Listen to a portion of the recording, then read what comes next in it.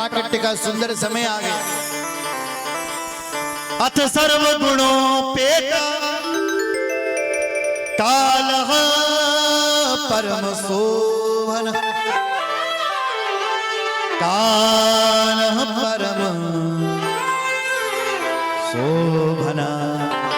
काल भी बंधन करके प्रकट हो गया। भादों का महीना आ गया, कृष्ण पक्ष आ गया, अष्टमी तिथि आ गई, बुधवार आ गया, रोहिणी नक्षत्र आ गया, हर्षण योग आ गया, बवकरण आ गया, मध्यरात्रि 12 बजे का समय हो गया और 12 बजे रात भगवान कृष्ण रुक जाइए और अपनी देवकी और वसुदेव माता पिता के सामने चतुर्भुज नारायण रूप में प्रकट हो गए। बोलो लक्ष्मी नारायण भगवान की जय। तमद्भुतम बालकमं भुजे क्षणम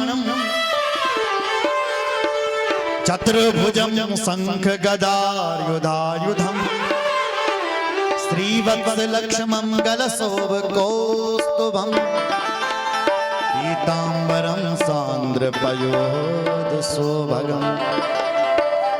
चतुर्भुज नारायण रूप में प्रकट हो गए। देवकी और वसुदेव स्तुति गाने लगे। भगवान कहते हैं माता जी स्तुति क्यों गा रही है? बोले 4 हाथ वाले पैदा हुए हो इसलिए स्तुति नहीं गाई। खूब स्तुति गा रहे हैं। विदितोष भगवान साक्षात पुरुष प्रकृति पर। वसुदेव जी स्तुति गा रहे हैं। देवकी मां डंच लगी, कहीं मेरे भाई ना आओ कंस। भगवान बोले माता जी क्यों डर रही है?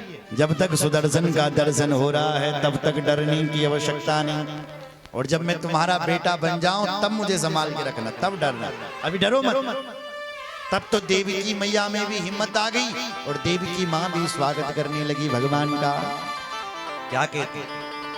ब्रह्मांड निकाया निर्मित माया रोम रोम प्रतिवेद कहे ममूर सोबासी यहाँ उपहासी सुनति धीर मति धीर न रहे।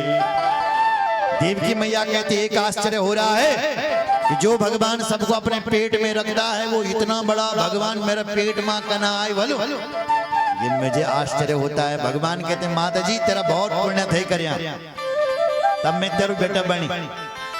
4 हाथ वाल के बनी भगवान जी, 2 हाथ वाल बन दो। भगवान बोले माता जी 4 हाथ वाला इसलिए आया हूँ, कुछ कहने आया। अच्छा क्या कहना है? बोले जैसे मैं तुम्हारा बेटा बनूं मुझे यहाँ से छोड़ करके गोकुल चले जाना। गोकुल में एक बेटी का जन्म हुआ, उसको वहां से उठा करके लाना, बाद बाकी किसी से मत घबराना। इतना कह करके भगवान बभूव प्राकृता शिशु एक छोटे से कन्हैया बनकर के प्रकट हो गए। सुनो रोए गाय बिल्कुल नहीं, रोएंगे तो मामा जी ले ले हथियार मारने के लिए आएंगे, इसलिए रोए मत भैया, मौन। राम अवतार में तो इतना रोए कि सारा महल हिल गया, लेकिन यहाँ नहीं रोए। जानते हैं कि मामा आएगा और वो मामा बड़ा कंस है। मामा वहां ढंग बात नहीं कुछ मार लाता। मामा अपने को कंस मिला है, उसे अच्छा रोए मत।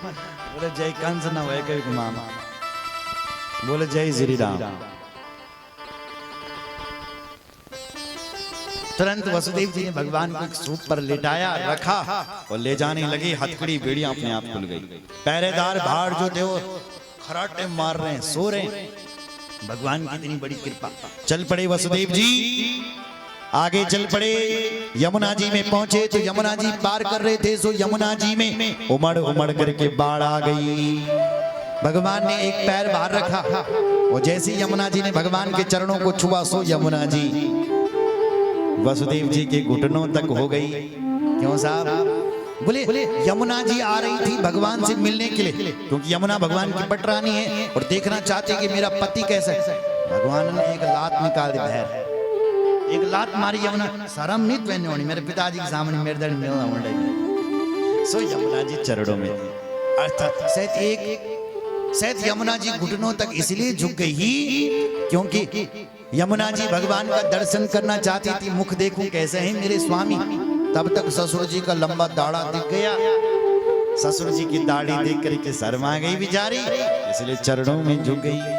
जमुना जी पार की, मेघों ने दर्शन कियो, हम भी घनश्याम, हमारा भगवान भी घनश्याम, तो कुछ न कुछ तो भगवान का स्वागत करें। तो क्या क्या दें भगवान को? बोले भगवान ने छूट दे रखी है, पत्रम पुष्पम फलम तोयम।